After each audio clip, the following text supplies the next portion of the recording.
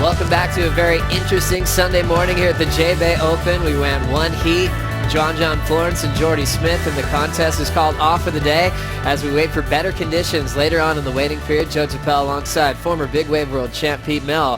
What an interesting morning. It's rare that you have one heat run and then you call it off for the day, except when you come to J-Bay. We've had some short days here in the past.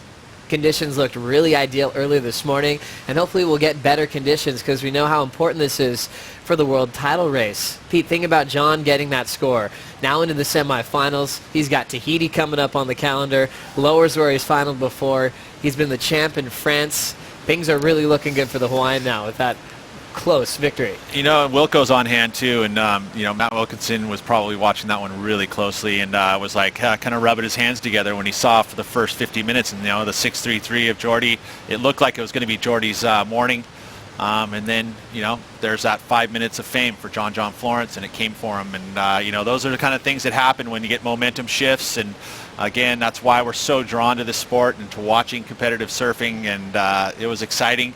I don't know what's going to unfold for the rest of this waiting period. That's a real kind of roll of the dice as well. It doesn't look positive. There is opportunities, but the winds look weird, and then all of a sudden you've got the end of the waiting period. There's a swell that may or may not be there if he hasn't forecast. So it's been a funny day. Very interesting day, as we know, an important heat for John for the world title race, but also for Jordy Smith since he was inside that top 10 picture. An unfortunate loss for the local, as we will catch up with Jordy Smith with Rosie Hodge.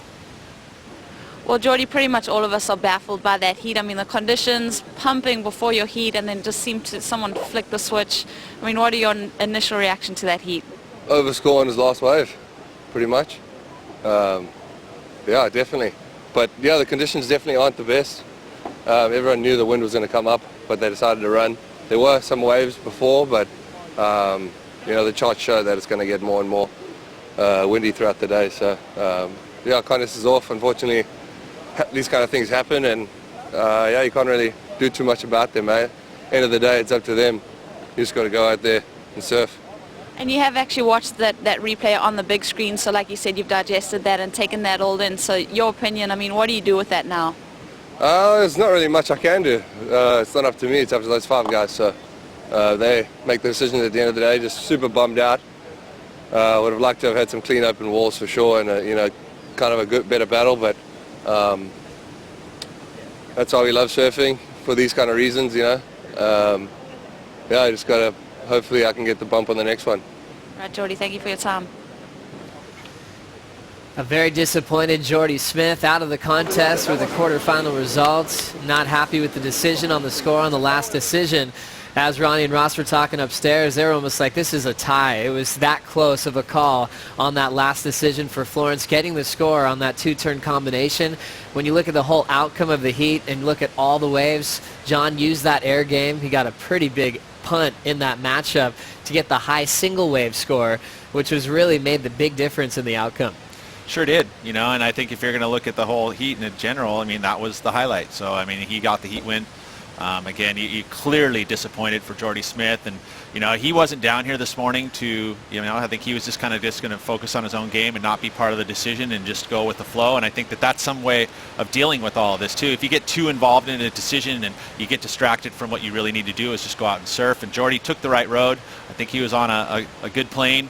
Everything seemed like it was going to work out for him except for that last 5 minutes. It's always tough to hear that painful side. You feel for Jordy Smith in the top 10 picture, former champ here at J-Bay, but now going to the other side, surviving a heat like that and getting into the semifinals has to feel really solid for John Florence. Florence is with Rosie Hodge.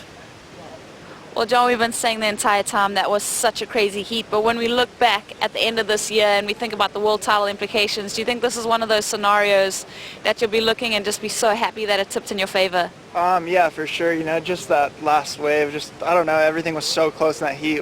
It didn't paddle out. When we paddled out, I was kind of expecting it to be bombing. It was before the comp started, there was just set after set after set, and so I think we both kind of waited thinking that the sets were going to come in, and we had one restart, and then we would have had another restart if I didn't go on those little bad ones, but it's definitely gotten smaller, the swell, and just kind of need to learn to adjust to that, and stoked I made it through. That was a scary heat.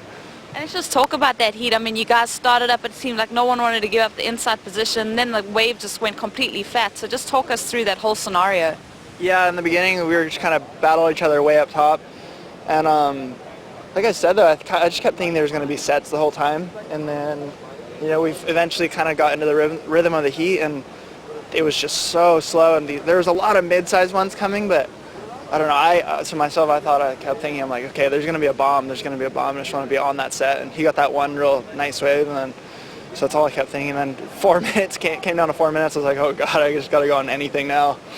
And another thing, I mean, you guys are so confident you guys can do big airs at the drop of the hat, but it almost seems as soon as it gets that stressful situation, you almost don't even have faith in a floater. Yeah, it's pretty scary in those last couple of minutes because you just start overthinking things a lot. And I don't know, I just got to those two last ones real quick and got that mid-sized one and did an air, and then the last one I just did a floater and then like a snap, and so stoked to get a 3.1. That was my favorite 3.1 I ever got. And semi-finals now, I mean, you must be feeling pretty confident. You throw that heat away and just kind of be positive for the next couple rounds? Yes, definitely. Just be positive, be happy I'm still in it, and just kind of adjust everything to the conditions are changing, the wind's coming on, and swell's dropping. All right, John, thanks for your time. Well done.